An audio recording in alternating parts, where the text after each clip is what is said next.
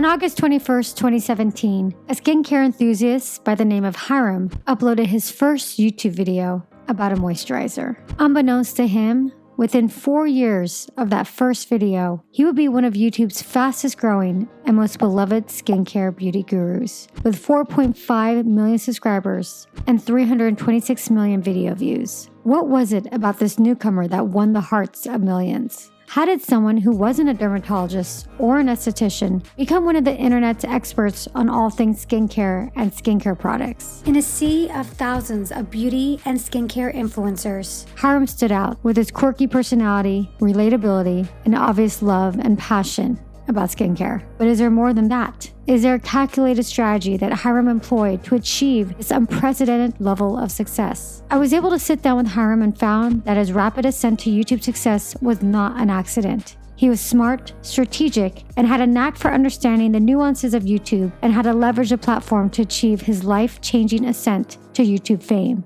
Here is Hyram in his own words, for the first time revealing the exact steps he followed to stand out and grow quickly on YouTube. One thing that I saw with a lot of up-and-coming content creators, or just smaller content creators, is, they wanted to match the success of the people that they were watching. So they started mirroring the behavior of the people that they were watching. And for me, I had realized I had done it a little bit in, my getting comfortable with YouTube. But one primary way I started taking it seriously was that I recognized, I have to be completely different. Well, I have to first be completely authentic. And I saw how a lot of beauty YouTubers were just, perfect lighting, perfect backdrop with a candle and amazing swatches, speaking so professionally and looking amazing all the time. And I'm just that's not my personality. First of all, I'm way too lazy for that. But second of all, I'm not gonna pretend to be this very professional and eloquent YouTuber when in reality, I'm someone who is all over the place. I'm random. I cuss a lot. I make weird jokes. I love making weird faces. There's all these things. And so I realized right away, okay, first, I have to just be completely authentic. And second of all, if I'm going to be creating this content,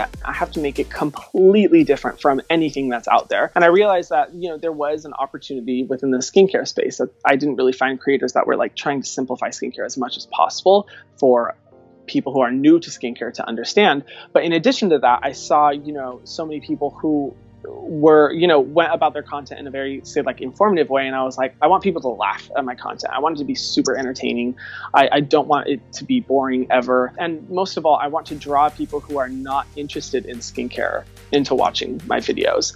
I want to make my videos entertaining to people who don't care about moisturizers, who don't care about sunscreens or any of that, because that's how I can really see growth beyond the limits of the skincare community. So I had that mindset from the beginning. And so I started, trying to be innovative with my content, thinking, for example, I saw within the skincare space a lot of brand reviews, a lot of people talking about products. And I was okay, what is different content I create? And I was inspired by multiple people like Brad Mondo, for example, to do reaction videos. I was oh, that would be really cool if I react to people's skincare routines and I gave my personal, feedback and opinion. I was also inspired by Susan Yara in that way.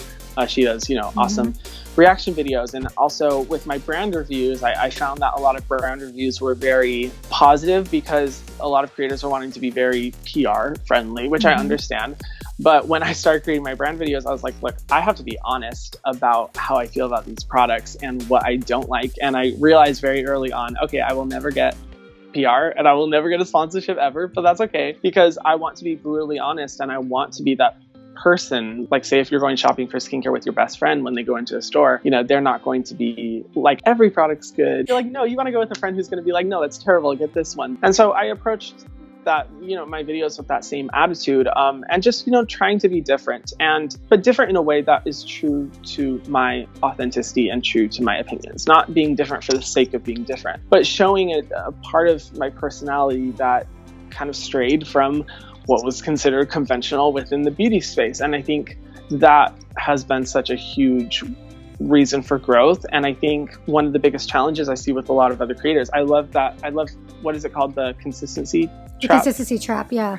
I love that term because that is something that I always say, and it breaks my heart seeing so many small creators who truly believe that if they're just consistent, they will blow up on YouTube. But I see them creating the exact same content as everyone else. They're not changing up their content strategies. They're doing the same thing.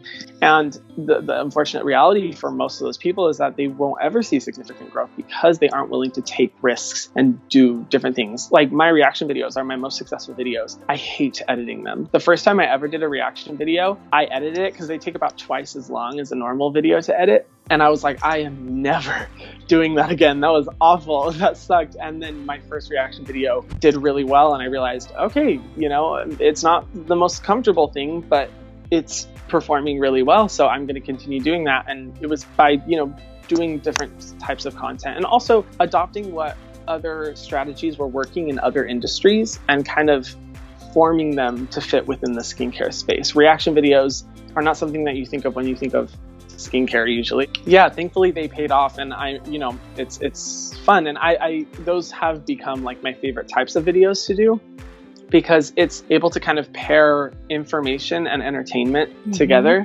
I obviously show my true reactions to whatever products that they're using based off of my opinions.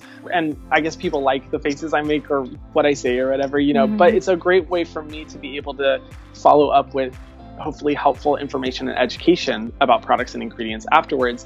And for it to kind of stick in people's minds. I think people who are not interested in skincare are much more likely to remember a point that I made after watching someone use a DIY scrub on their face and I'm cringing like crazy versus watching a video about like why scrubs aren't good for your face, sort of thing. I think it'll stick more, and I think it's encouraging to see how many people who have no interest in skincare whatsoever have remembered those little things because of the reaction videos. So probably the information that you can present is probably already out there, whether it's out there in like articles or blogs or whatever, or even on YouTube, it's already out there. And when I approached YouTube, it wasn't like to present this totally new skincare information that no one had ever seen before. No, my strategy was just to take more complex information and try to make it as easy to consume and as entertaining as possible. And I think within every single space on YouTube, there's opportunity for that. And just because information is out there, that doesn't mean everyone will necessarily want to watch the person that's presenting that information. They may like you because of your personality and the way that you present it, which is where I think there's just so much opportunity within the YouTube sphere, and why I've learned now that even though, yes, a lot of these industries are saturated, that shouldn't dissuade you from pursuing opportunities within the YouTube space.